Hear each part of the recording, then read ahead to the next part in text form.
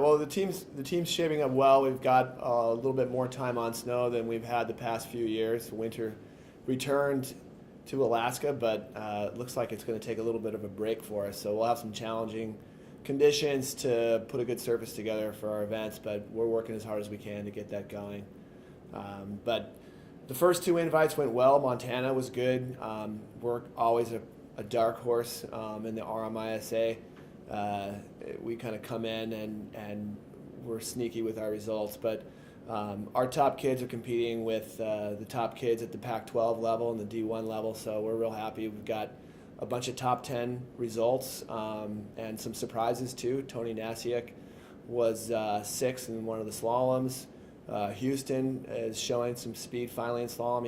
He was fifth on the last day in Utah, and then Charlie Field, a few top 10s in GS, so we're excited. And Bucky here, Conor McDonald, scored his first points with the top 20 on the last day down in Utah too, so we're excited. Everybody's coming on strong. Questions for Coach? How does it feel to be at home?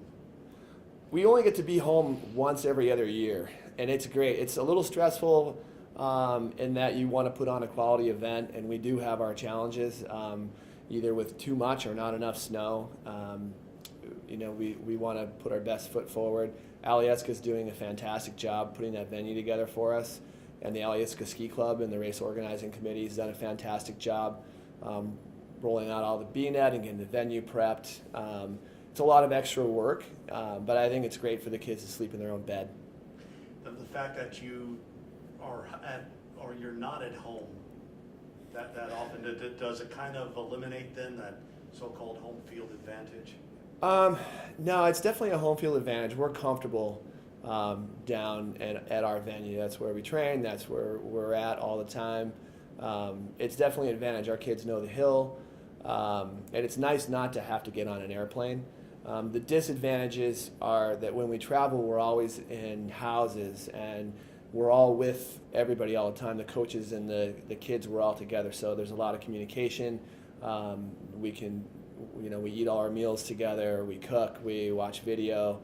It's organized, and that part for me as a coach is more difficult when we're at home, because I'm not with my team that I'm used to being with my team. So that part's hard, but the kids do a great job. They know exactly what to do, and they show up and they're ready to race.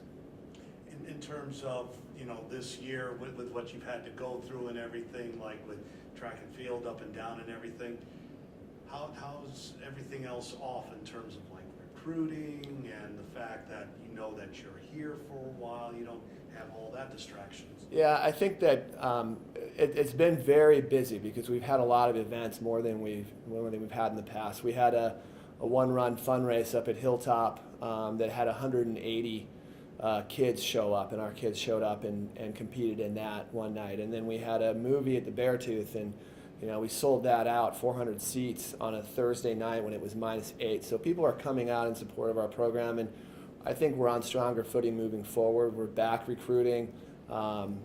We're very close to signing some pretty exciting top recruits, and that's all going. But in terms of just this group that we have, they're a fantastic group of athletes, and I can't remember a tighter group, and they're just a lot of fun to be around and a lot of energy, and I think that they've done a fantastic job moving through some pretty difficult times this fall. But yeah, we're just a tight group. They're a really fun group of kids to be with, and I love coaching them.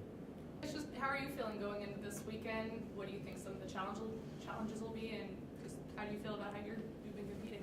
I think going from what Sparky was saying, we just got back from 2 meets. We've had 5 days back home. We got to sleep in our own bed, so that was big. Got a few days off. We worked with Ryan a few days, had some good recovery lifts in, get back in the gym. But also we got out, we had 3 days on the race hill before anybody else is here. So that was a big advantage. It's been snowing a lot. I think we're in for some warmer weather. That always is challenging. For ski racing, conditions are a big part of our sport that we always have to deal with. So It'll be tough, but I think all of the teams skiing really well. Like Sparky was saying, we had all of our guys in the top 30 coming out of this last meet. We all know how to ski a rut and bumpy courses, but also we can ski fast when the surface is good.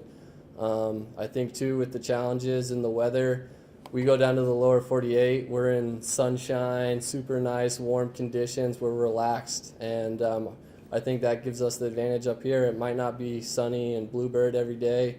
The light is always challenging, dealing with flat light, so we sort of have an advantage there. Not a lot of kids from the lower 48 have come up here and had to go out on the hill under lights and ski in the dark at 10 o'clock in the morning. So I think we got a good advantage, and I think we have a good opportunity to put some fast skiers in there.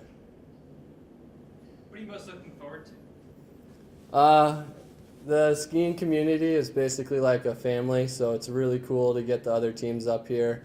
With ski racing, there's so many people from so many different countries in our sport that, just bringing people from Norway and Switzerland up to Alaska, and you become really good friends with them, and you get to actually show them what it actually is like to be in Alaska, and some of the challenges we face. And as a skier, you grow up looking at skiing in Alaska. It's sort of like the big hype, like snow, mountains in Alaska. Everybody's super excited to come up here and actually see it. So it's just fun to show people around, and the community, the atmosphere is really awesome.